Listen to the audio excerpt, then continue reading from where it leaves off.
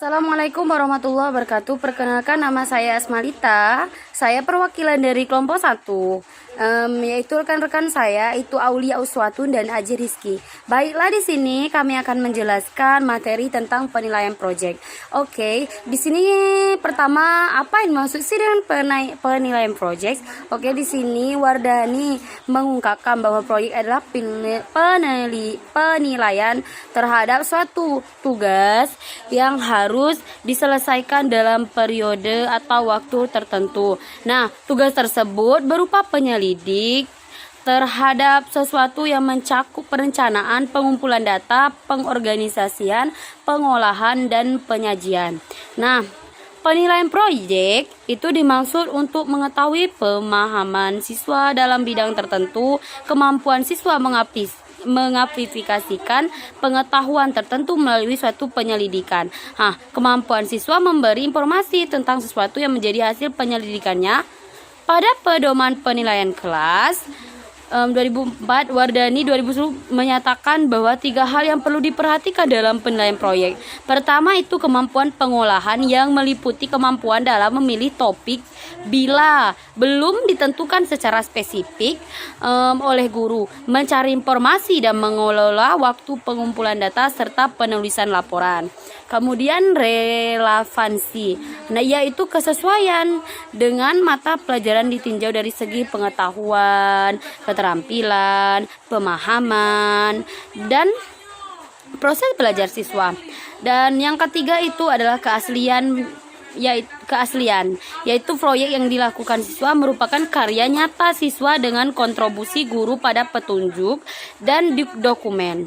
Dalam penilaian proyek umumnya menggunakan metode belajar yang memecahkan masalah sebagai langkah awalnya dalam pengumpulan dan mengintegrasikan pengaturan baru berdasarkan pengalamannya beraktivitas secara nyata.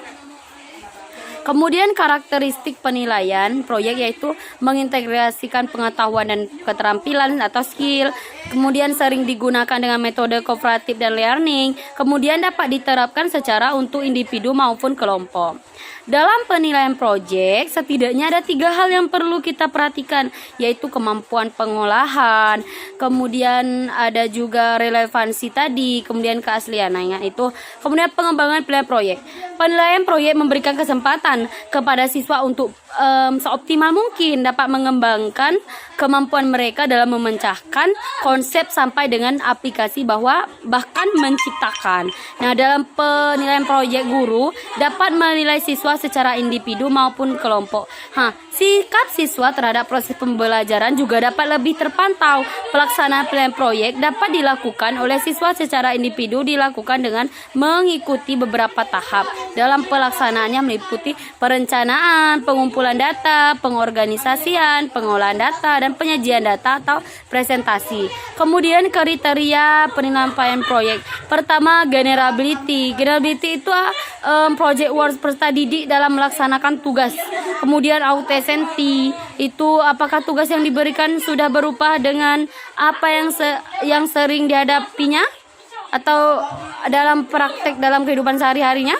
Kemudian ada multifunksi, yaitu apakah tugas yang diberikan kepada peserta didik sudah mengukur lebih dari satu kemampuan atau yang diinginkan.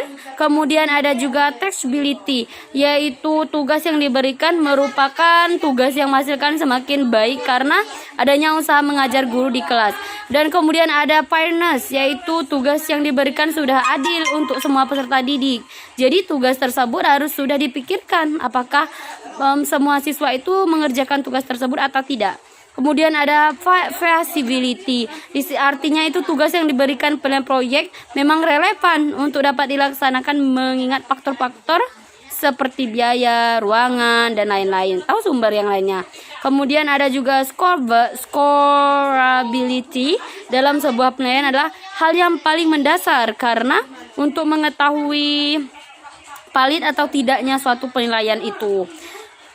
Kemudian teknik scoring. Setelah usaha dilakukan tiap kelompok, pertama kita harus penilaian proyek itu guru harus memperhatikan pertama kemampuan pengolahan, kedua relevansi, dan ketiga keaslian tadi tuh seperti peserta didik hasil karya mereka kayak gitu keasliannya bisa dilihat dari itu. Kemudian pemilihan proyek komponen penilaian. Nah, di sini penting untuk mendukung keterlaksanaannya penilaian proyek tersebut. Nah, pedoman penilaian itu terbentuk rubrik yang dijadikan sebagai acuan penilaian menilai tugas yang dikerjakan oleh peserta didik. Format penilaian itu merupakan cara penilaian scoring grids yang digunakan untuk menilai kemampuan peserta didik. Kemudian prosedur pelaksanaan proyek. Pertama, tentukan dulu berbagai jenis proyek, buat jadwal kapan proyek itu dimulai. Kedua, untuk menentukan masing-masing proyek, buat jadwal kapan proyek dimulai. Pertama, tentukan jenis proyeknya dulu, kemudian baru kita tentukan kapan dimulai. Kemudian ketiga itu kapan produk itu akhirnya diharapkan selesai. Kemudian tunjukkan kepada peserta didik beberapa sampel proyek yang telah selesai. Yang kelima, upayakan bahwa siswa dapat mengembangkan kriteria menilai kualitas sejumlah proyek sampai yang telah selesai itu. Nah, yang keenam, upayakan siswa belajar bagaimana menggunakan rubrik yang telah kita berikan. Yang ketujuh, upayakan siswa dapat menyelesaikan proyek dengan bantuan pihak sekolah. Dan yang kedelapan, upaya siswa menyajikan proyek yang telah selesai. Dan yang kesembilan, siswa menyerahkan proyek untuk dinilai. Untuk contoh penilaian proyek dalam pembelajaran matematika, contoh instrumen penilaian proyek dalam pembelajaran matematika itu standar kompetisi. Nah, standar kompetisi ini menggunakan bentuk aljabar, persamaan, dan pertidaksamaan linear atau suatu variabel. Dalam membandingkan dalam pemecahan masalah, menggunakan konsep aljabar itu dalam pemecahan masalahnya, sosial sederhana seperti melakukan penilaian terhadap proyek. Pertama itu pedoman pensekorannya dulu. Nah, kemudian perlu perhatikan itu gurunya memiliki pengetahuan tentang teknik penilaian proyek. Yang ketiga itu para gurunya memiliki konsep yang sama terhadap kriteria. Dan yang kedua itu format proyek, di mana nanti di sini menggunakan konsep aljabar, pemecahan masalah di matematika serta indikator. Nah, di sini menggunakan indikator pencapaian kompetisi di sini seperti format penilaian kinerja dengan skala rentang ranting scale. Contoh 2, penilaian kinerja dengan daftar checklist. Nah, keterangan. Nah, kemudian proses pengerjaan tugas sampai akhir. Yang pertama perencanaan proyek, yang kedua pengumpulan data, yang ketiga pengolahan dan penafsiran data, yang keempat penyajian hasil proyek. Dan yang terakhir itu adalah metode penilaian proyek. Ini sangat penting sekali. Pertama, metode yang harus kita lakukan adalah tahapan persiapan proyek dulu. Nah, misalnya kemampuan siswa dalam merencanakan proyek itu mengembangkan instrumen penilaian, menetapkan sumber data, informasi kunci, dan atau membuat prosedur kerja dulu. Itu yang pertama harus kita siapkan.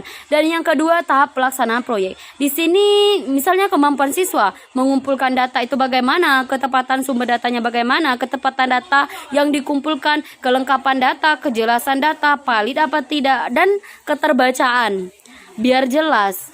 Dan yang ketiga itu tahapan analisis data. Nah, sudah mendapatkan data tadi, kita harus melakukan tahapan analisis dulu, seperti kemampuan siswa dalam tabulasi data, kemudian penafsiran data, atau ketepatan alat analisisnya.